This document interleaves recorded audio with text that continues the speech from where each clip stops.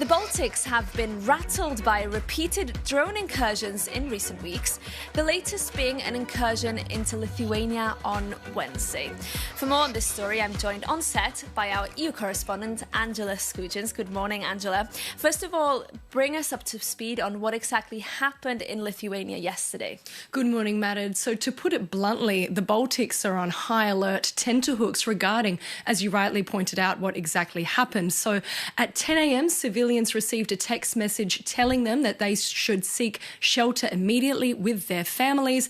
The airports were ground to a halt, as well as civilian traffic. The Prime Minister and the President were also shuttled to a bunker underground, while officials above ground scrambled to try and figure out what was going on in their skies. The security incident only lasted for 1 hour. At roughly 11 a.m, the alert was lifted, and our general understanding is that a drone entered Lithuanian airspace from the border along Belarus. But it's also really important to point out that this is not a freak incident. If we can take a look at this map here, we can see that there have been at least 6 drone incursion or suspected drone incursions since the beginning of May, occurring over the skies of Latvia, Finland, Lithuania, as well as Estonia.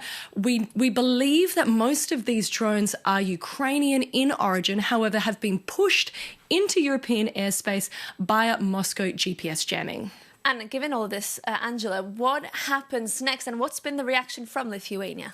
Yes, so we know that the European Union have been trumpeting for at least a year that, according to national security services, that foreign agents such as Russia could be ready to attack the continent by 2030. This is why the EU have pumped a whopping 800 billion euros into beefing up the EU's defences, particularly that 3,500 kilometre border along the east. The big question here, however, is whether the EU can stay one step ahead of Moscow. We've seen that they've become incredibly creative when it comes to sowing panic, creating division within the Baltics, as well as the EU member states when it comes to supporting Ukraine. I managed to speak with the Lithuanian Defence Minister Robertas Kaunas this morning, and the first question I asked him was whether Moscow was successful creating the panic. Yesterday, Lithuania experienced a drone incursion into our airspace, but our armed forces radars detected the drone's type object, let's say, before it crossed into Lithuanian airspace, so we be able to detect it earlier. NATO air police mission was activated, so 2 Portuguese fighter jets scrambled to intercept the drone. It's important to emphasize actually how crucial that NATO air police mission is in the Baltic states. And here I would like to express my sincere appreciation to all NATO countries participating in this mission. People were alerted about the need to go to the shelters, and here no panic were detected. Everyone were calm. The response, I think, was timely. This is the new, actually, reality what Baltic states face. So we need to adapt because possible repeating of similar scenarios is very high. NATO eastern flank countries, actually facing all NATO eastern flank countries facing similar accidents.